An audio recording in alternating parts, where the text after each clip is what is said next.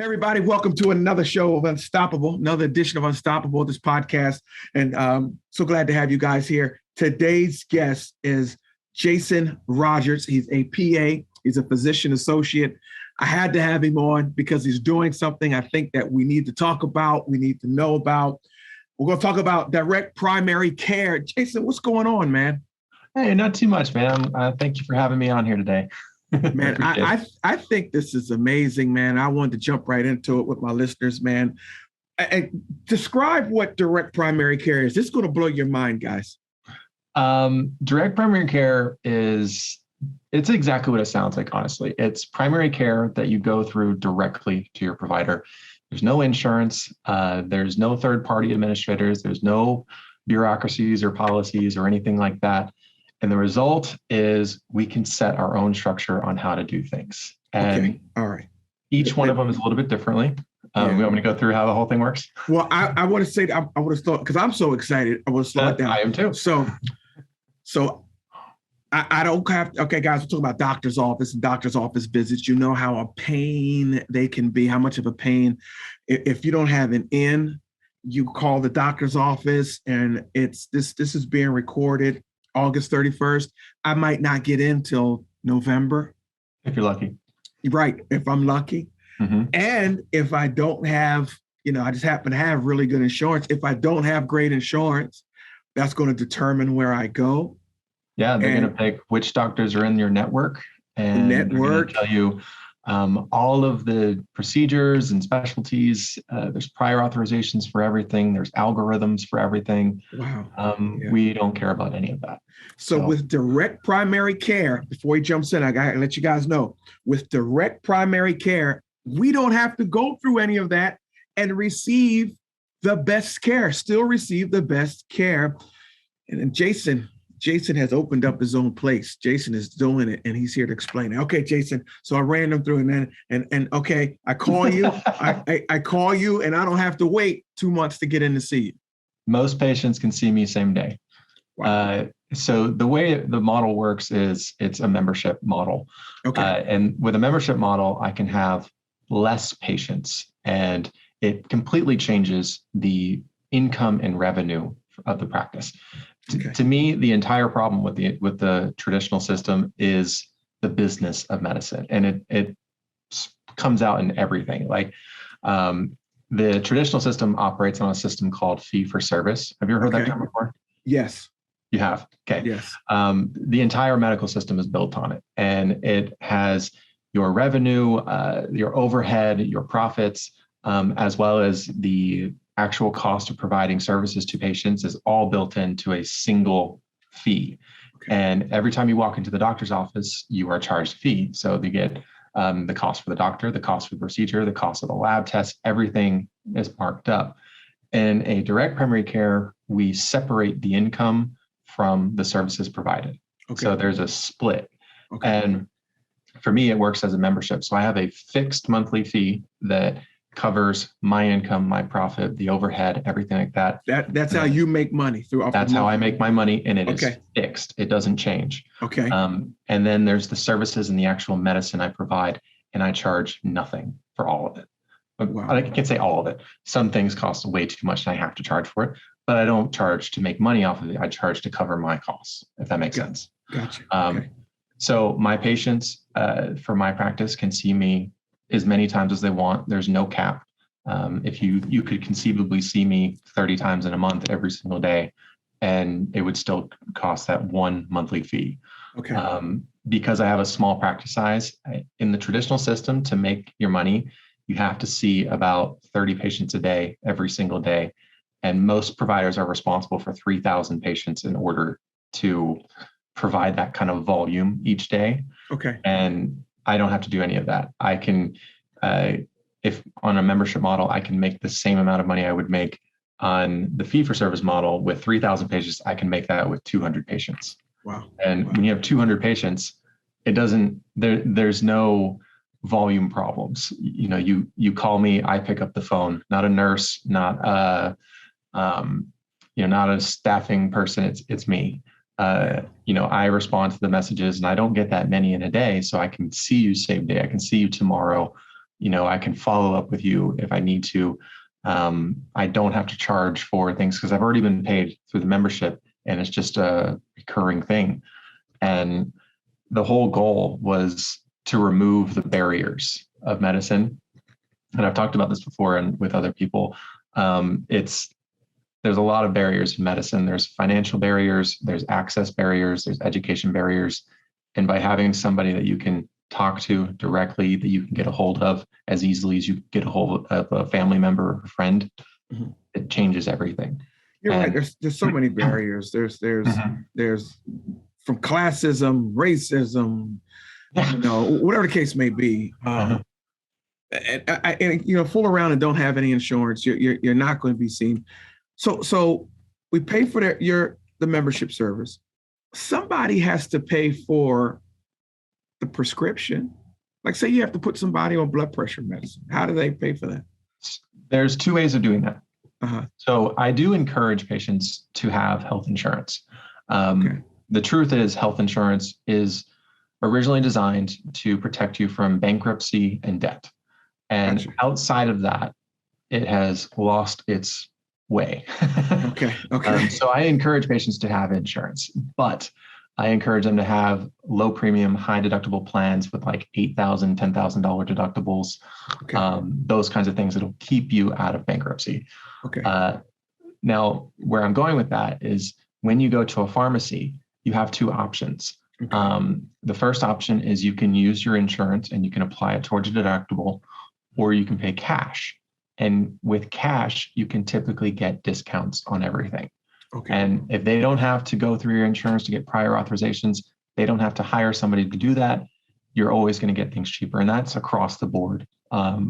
Imaging studies you can get for discounted rates in our area. And so in my area, I can get an MRI for $450 cash, same day, no questions asked, versus using your insurance, which is $3,000 plus physical therapy, plus 3 months, plus prior authorization. That doesn't make any sense. It's the difference. That's crazy.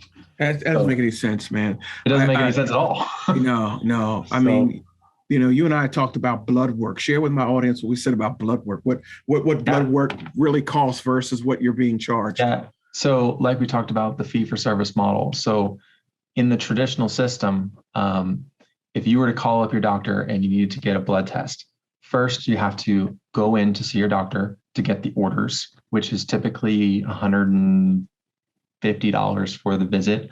And he's going to do or she is going to do the blood test. You're going to follow up to another facility to get your blood drawn. And each one of those is marked up. And traditionally, it'd be around $300 for all the blood tests, like a routine panel. It depends on where you go.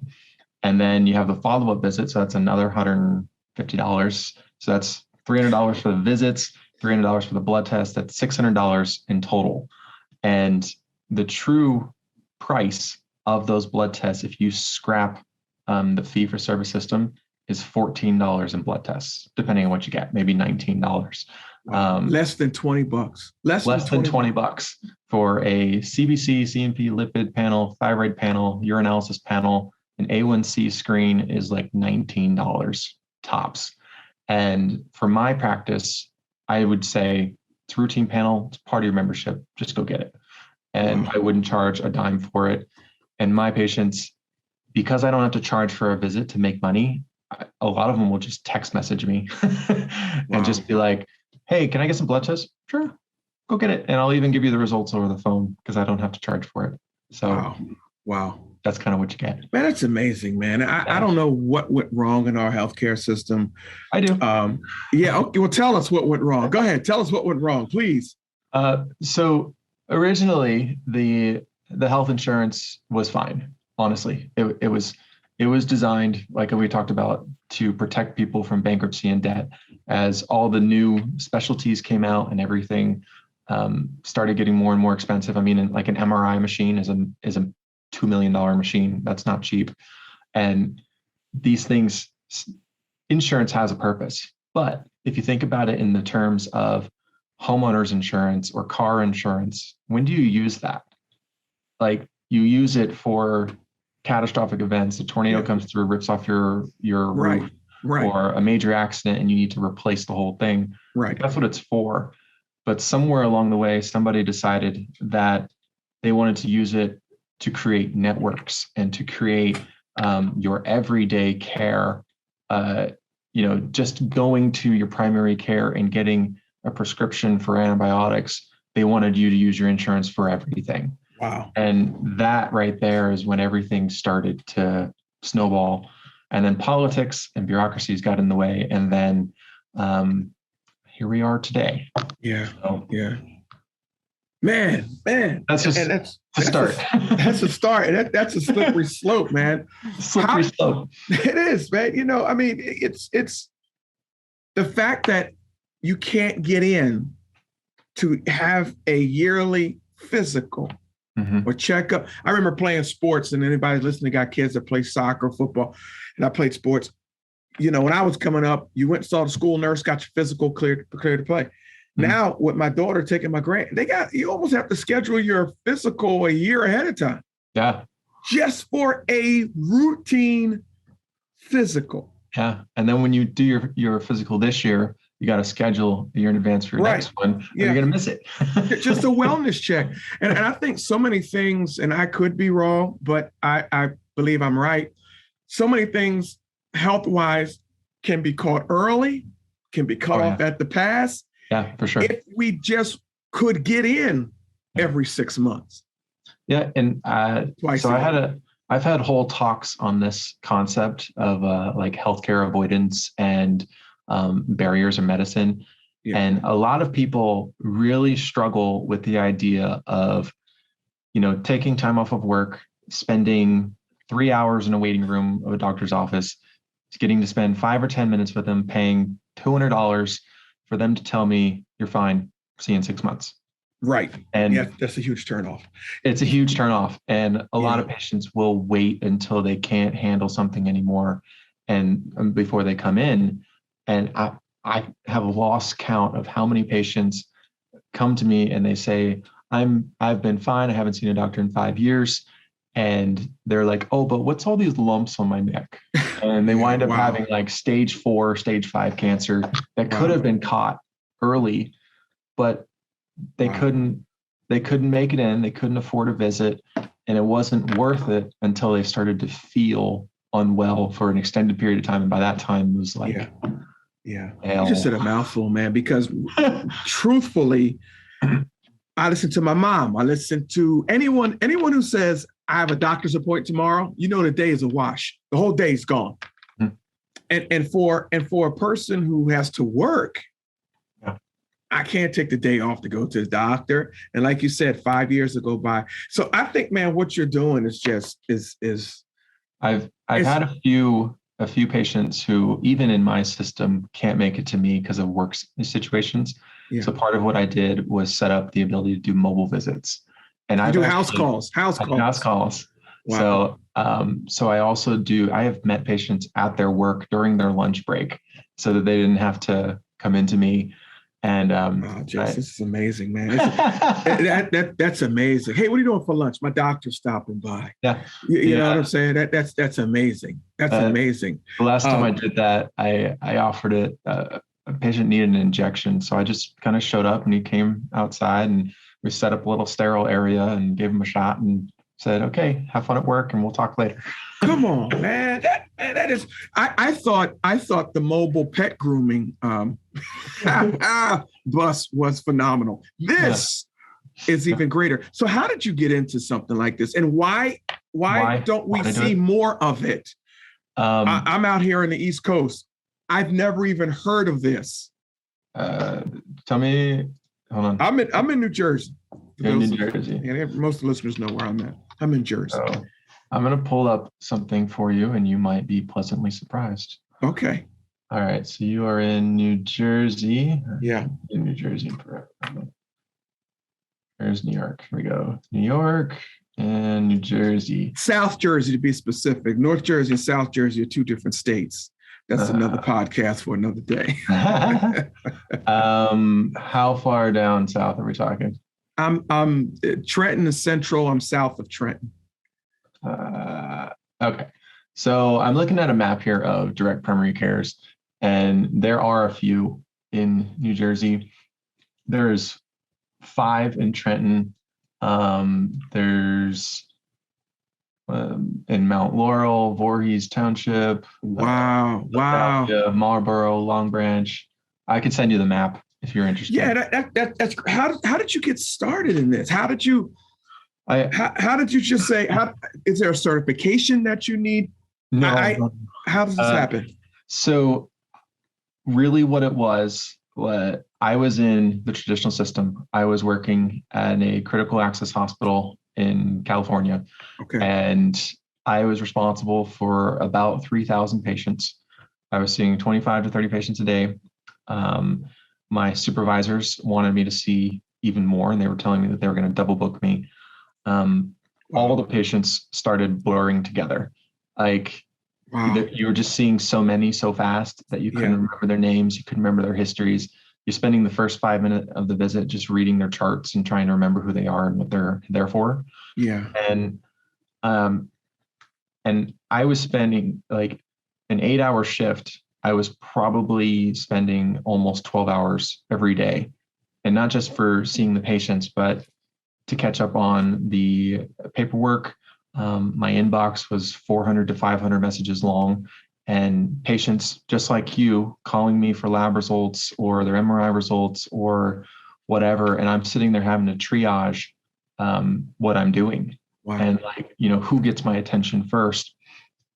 And I was running into a situation where I had so many patients, I was blocked out for about 4 months at a time. Like, my calendar was completely blocked. Okay. And somebody comes in with a basic problem like a cough. And if I were able to see this person every single day, I could do things way differently than if I knew that I couldn't see them again for 4 months. And all of a sudden, patients are coming in, I'm having a bit of a cough. Well, you're going home with antibiotics. You're going home with a chest x-ray. You've got phone numbers to the ER, and you got this, and this, and like 5 different medications, because I couldn't follow up with them. Wow. And I didn't like that at all. I didn't like the idea of I couldn't remember who I was talking to and their problems. I mean, when there's 3,000 people, you can't remember who they are. Right. And I'm like, this isn't why I got into it. This isn't why I'm here. I'm here to make a personal relationship with people, to help, to heal. Like, there's a reason I'm here. And spending and going through exhaustion and burnout just to keep my supervisor happy is not it. It was not the reason. It was not the reason. Yeah. And so I started, when my supervisor came up to me one day and said, we're going to start double booking you so we can have you see more patients. That was the day that I was like, if I'm still here in 3 years, I'm quitting. Yeah. And I had to make a choice. So I started doing research, and I'd never heard of direct primary care either. It's not a popular concept, and it's a new concept. It only started about 10 years ago with like one guy. Wow. And it's been growing ever since. But I started out thinking about concierge medicine, and I had heard of that, but that's still in the insurance system. So you still have a lot of the same problems with it. The only difference is you have a membership on top of it. So if you think about who can afford that, it's typically really well off people. Okay. Right. But it still has a lot of the same problems that any traditional practice would, because they're still in the insurance systems. Okay. So I started talking to other doctors in the area, and one of them happened to be doing direct primary care and told me all about it. And that conversation just blew my mind. It did. And I have to say this. We talked about the pricing for the well-to-do and that other concierge. Mm-hmm. I'm looking at your pricing, ladies and gentlemen, starlighthealth.com. Your pricing is less than my gym membership a month. It really is. It's phenomenal. Mm-hmm. And there's other practices that are even more affordable than me. Wow. But you got to think about it. If my membership, or if my money comes from the membership, Uh-huh. The lower my price, the more patients I require. And then I run into that issue of having too many patients again. Yeah. So how do you So cap that? We're gonna go back to your story, but how do you cap? I don't want 3,000 patients a month again. How is there a cap in your mind, in your brain? Do you have a number where you in say, in my mind, I have not necessarily a number, but I have a scenario. okay, Um, I want my patients to have access to me. okay, And the moment my same day, next day ability to see patients gets compromised, I'm capping my practice. gotcha. And Okay, I believe, based on where my practice is at now and how busy I am, I believe it should be somewhere around 200, 250, maybe. yeah, Um, there may come a point where I could see more if I hired a medical assistant and, different kind of staff and yeah. those. But what the audience is hearing and what I'm hearing too, this is not about money. This Mhm. is what we talk about in this unstoppable community. This is a burning desire and passion to make an impact in your community. Of course, money, you need money to make it work. You need money to live. But the You need fact resources. you need And resources. But the fact that you said if I can't see you next day, same day, next day, I'm capping it off. You have a heart for this, man. You have a heart for it, brother. well, I mean, I was a patient first. Yeah. So Wow. Wow. Wow. I like that. I like that. I was a um, patient first. I mean, that's how I got into medicine in the first place. Yeah. I had a whole different track until college, and Yeah. I wound up, having 3 major surgeries back to back, and I got turfed to like 15 different doctors until one of them finally sat down and talked to me within an hour and figured everything out. Wow. And I'm like, that's what you need. You need someone to listen. And those guys that got 30 patients in a day and they're in and out in 5 minutes, they're not listening. They don't have time to research. They don't have time. If they don't know what's wrong with you right off the top of their head, they turf you to a specialist. Yeah. And sometimes patients need someone to, advocate for them. And if I don't do it, who will? Now, let me say this, and folks listening, you guys know I pastor a church and amongst other things, right? So I know what it is to sometimes carry the burdens of other people. So you're doing this and you have your patients and when you're doing it this up close and personal, you cannot help but sometimes stay up all night thinking about their. Tell you what, man. So sorry to interrupt you, but go ahead. I think I care about my patient's health more than they do. And Yeah. it's becoming kind of a problem. Yeah. And you got to be careful not to care about their health more than you care about your own. Jordan Peterson, I read a book by this author, Jordan Peterson. You guys may be familiar or not, but he talks about 12 different things you ought to think about in life. We will give our parents, our patients, our clients, we will take care of our pets better than we take care of ourselves. Mm-hmm. So it's just something that humans do. And so, how do you balance all of that? I mean, you must have a phenomenal therapist yourself. I did at one point, yes. I think, the biggest thing is, that's another reason why I wanted to be a business owner is I control my schedule. And, anybody who's an entrepreneur of any kind can tell you sometimes I just don't feel like doing it. Yeah, of course. So, it is nice right now when things are a little bit slower that I have time to, go to the gym and just kind of work on the mental side of things, which was a little difficult during COVID, that's for sure.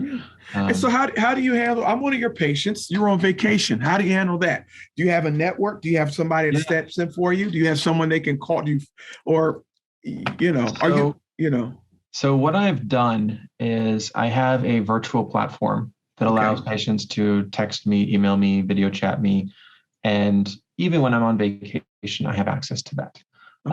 I've basically told patients that even when I'm out of town, if there's something urgent, you'll be able to get a hold of me. And then there's urgent cares if you need to get I understand. an emergency. And that's why you tell them to carry insurance anyway. Yes. So I've had patients, for example, who got COVID and they got admitted to the hospital. And you needed your insurance for that. They were in there for a whole week. Yeah. But, I've also had another patient that is going through this past 2 weeks had it. And because we were talking every single day, we were able to keep them out of the hospital. Gotcha. So, a lot of times, so even when I was out of town, I could send medication refills. I have virtual access to them I can step outside, make a quick phone call, see what's going on, engage what they need to do. And I did that a lot, but it's not that hard. And a lot of people can respect that you're out of town and will, I put a little auto away thing that lets them know I'm out of town. If you absolutely need me, here's my number. Right. And I'm available for it. And I would think with a direct primary care service like this, I've seen you enough, and we have a relationship to say, I've seen you enough to where I really don't have to bother you when you're on vacation, because I've been getting my oil changed every 3,000 miles. You know what I'm saying? Exactly. Yeah. And, I've had, that's exactly the point too, is when you have consistent care and you're being seen quick and early, things don't usually snowball like that. What you'll really will be seen for is, you fell and you broke your arm or something like that. You got to go to urgent care for that, brother. You got to go to the ER. Yeah. So, the things that will prompt you to need to be seen immediately are things you're going to need to be seen anyways, whether I was there or not. But, I've worked out ways that I can, I carry a portable ultrasound in my bag, and I can sometimes prevent even needing to go get an x-ray. I carry an EKG in my bag. So I've got access to a specialist system. So there's a whole network of specialists that included at no charge to patients that I can present their case and get expert insights without having to do referrals. So not all the time, but there's two audiences we're talking to now that I know for a fact, right? One is there are people who would love this care, guys, and if wherever you are, just look up direct primary care. I'm hoping it's the wave of the future. He just mentioned quite a bit and quite a few in my South Jersey area. So there are patients, but go check out his website, starlighthealth.com, right? You'll see how it's laid out and how it's done. And then there are those who are in healthcare, my wife being one, or who were frustrated just like you were, and talk to them about having the courage to get involved with being a direct primary care provider while it's still kind of fresh out here before it gets. I mean, honestly, it's your chance to make medicine what you think it should be. Wow. And that's how I feel about it. Like it's not just a frustration with the system. It's knowing that the system was built for profit, and it's knowing that the system is wrong. And if you want it to be something else, the only way to do it is to build it yourself. And that's kind of what I've been thinking about it. And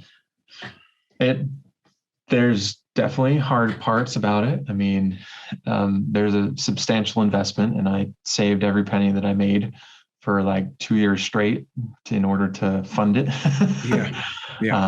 It's an unknown model, and COVID hit just as I was launching it, and marketing has been a problem. Sure. But it is a chance to do what you believe in, and what you think is best for patients and for you, and to change the system, to change the game. And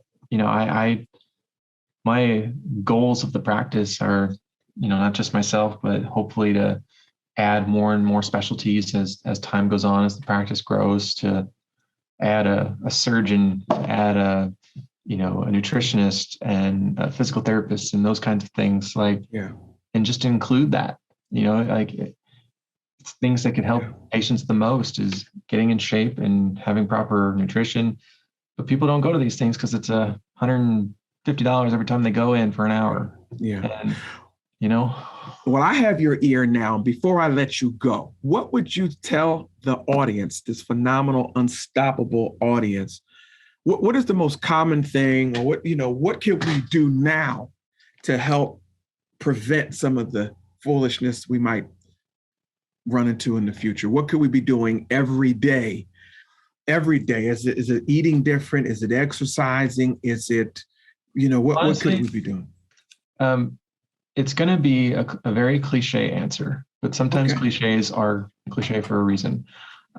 There's fundamentals to maintaining health. The first one is your diet and your nutrition, physical exercise, sleep, mental health and stress, and then checking in for like silent diseases.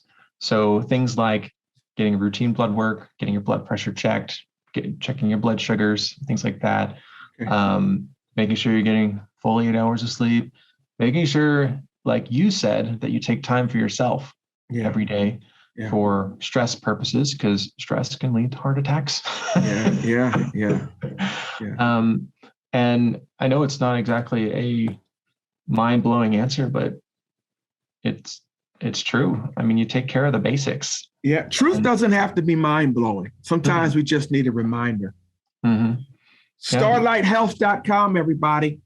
StarlightHealth.com. Direct primary care. Now, if you're out in Colorado, he's in Fort Collins. Yep. Colorado. I'm going to send you a website here. It's called the DPC Mapper. Okay, you guys hear that? The DPC Mapper. Is that .com? So it's that's what it's called. So I just sent it to you in chat. And Okay. It's mapper.dpcfrontier.com. And that will give you a map across the United States of all the direct primary cares that are listed. Guys, let me give that to you again. It's mapper.dpcfrontier.com. Mapper.d as in David, P as in Papa, C as in Charlie, frontier.com. It gives you a map of all the direct primary care facilities in the country, correct? And the ones that have listed themselves on this. Yes. Okay. The ones that okay. Yeah. Could be one near you. This is the wave of the future. Take care of yourselves. One of the things that makes us unstoppable is taking care of ourselves. And make sure you take care of yourself. And this is affordable. I mean, your prices, man. Let me ask you this. I guess I don't know. No, hit me. What's up? Like virtual. I guess somebody be a member or whatever, and have you consult them virtually? Even Yes and no. Right. So they do have to have a physical exam at some point. Sure. Right. According to my contract that the lawyer wrote, at least once a year, you have to have a physical exam. Gotcha. And you can do, virtual visits. And I had a patient who went on a 6-month cross the country tour and was virtually talking to me the whole time. Okay. Until they finally got back. Okay. And that's what it's designed for. And then we were able to, I was able to see him. Right. But, things like checking lymph nodes and thyroids, and you got to be in person to do that. You got to be hands-on. There's a time and a place for virtual. There's a time and a place for in person. Yeah. And knowing the difference is part of my job. So StarlightHealth.com, everybody. Jason, thank you so much for coming and chatting with us here of the Unstoppable Podcast. And you really opened our eyes to some things. Hey, man, can I have you back? I'd love to have you back. I'd love to be back. Yeah. Guys, thank you for tuning in. Jason, is there an email that they can reach you, or you have a website? Well, your website is Starlight Health. Yeah. Are you on LinkedIn or social media? Where are you? Where can they find you? I am on LinkedIn, Instagram. There's a Facebook group.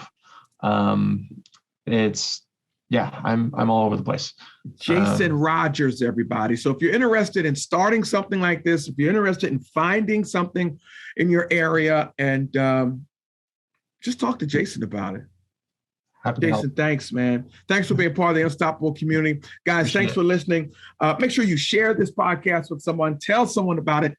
Like and subscribe to this Unstoppable community. That's right. Click it. Click below. My name is Ralph Grace. Hey, check out my website, ralph@ralphgracejr.com. If you want to join the Unstoppable community, you can. And let's be unstoppable together. I'll see you guys next time. See you. Quick thing. Go ahead. What's up? There is an email on the website, starlighthealth.com, and also info@starlighthealth.com is another option. info@starlighthealth.com. There we go. My name is Ralph Graves. That's Jason Rogers. We'll see you next time. Have a good day.